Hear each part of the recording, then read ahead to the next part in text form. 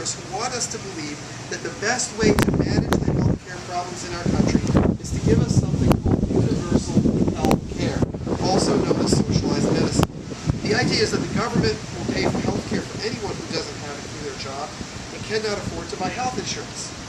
This may sound nice, but those who believe it have never lived under socialized medicine. They have this vision of what it will mean, a dream. They've never experienced the reality. Well, I have. For 8 years, I lived under socialized medicine.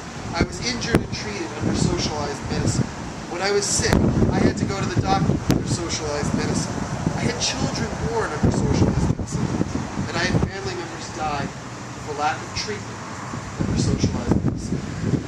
I got married in Hungary in 1996. We had a son in 97 and a daughter in 98. When my son was born, there was a chickenpox and flu epidemic at the same time.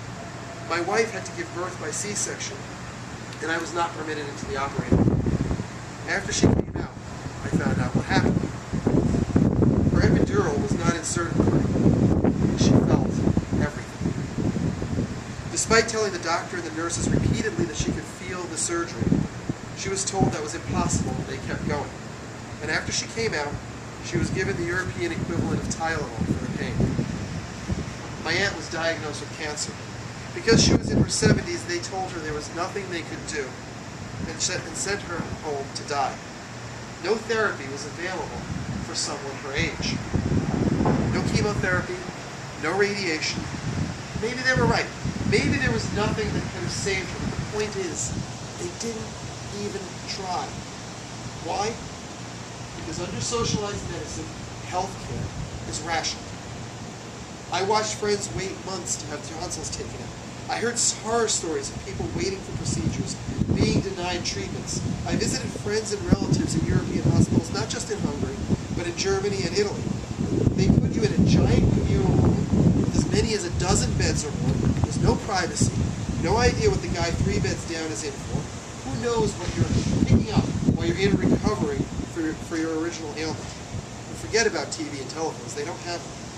American prisons are more comfortable and well-equipped than European hospitals. Economically, healthcare is one of the largest pieces of any country's financial pie.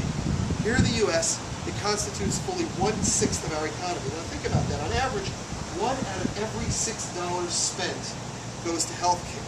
1 out of every $6 of revenue generated is the result of healthcare. 1 out of every 6 jobs is related to healthcare.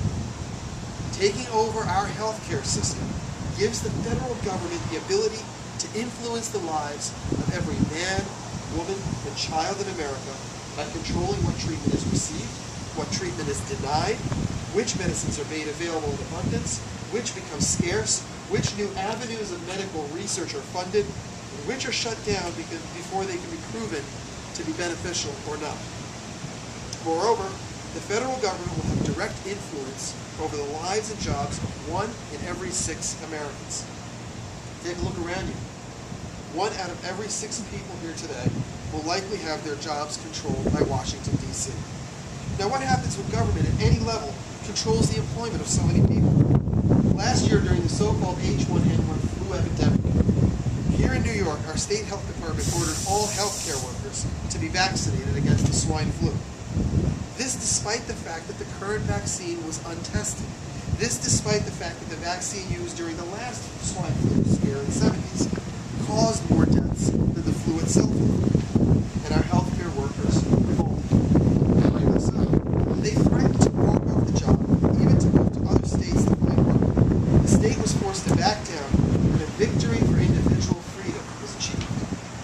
But what would happen if in such circumstances the order were national, coming from the federal government? What happens when every state in the union is under the same orders and there is no place for healthcare professionals to move? What happens when they lose the only leverage granted them by freedom of movement, by the ability to move to states that have less onerous regulations? When our healthcare professionals lose their leverage against the government, we lose our last defense against the government's interference in our lives. And we all know how much trouble the Social Security system is in. It is essentially bankrupt. If those contributing into the system today become convinced that their money is being stolen from them, that because they will not see a dime of retirement benefits when they come of age. We face the very real possibility of a revolt, politically at a minimum, but perhaps more tangibly than that. There are various strategies being discussed: increasing contributions, raising the retirement age, introducing means-based litmus tests, and so forth.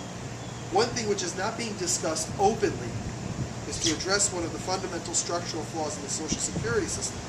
The system was created to give people a few short years of retirement before the ends of their lives. As life expectancy rose, the system quickly became overburdened.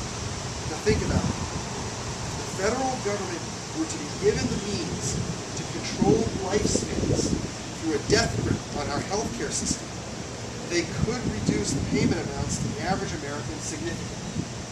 If they could reduce those payment amounts enough, they might even be able to increase the amount of money in the Social Security Trust Fund enough for them to be able to resume their old tactics of raiding for budgetary purposes. Now, at the same time, Obamacare is structured such that those who are legally will get free health insurance. 13 million people who don't belong in America will receive health insurance, and you will be paying for it. I know it's politically incorrect to say it, but they simply don't belong in the United States.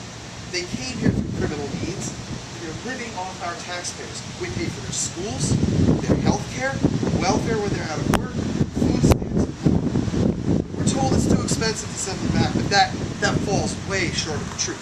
If we assume an average family size of 5, that's 2.6 million illegal families.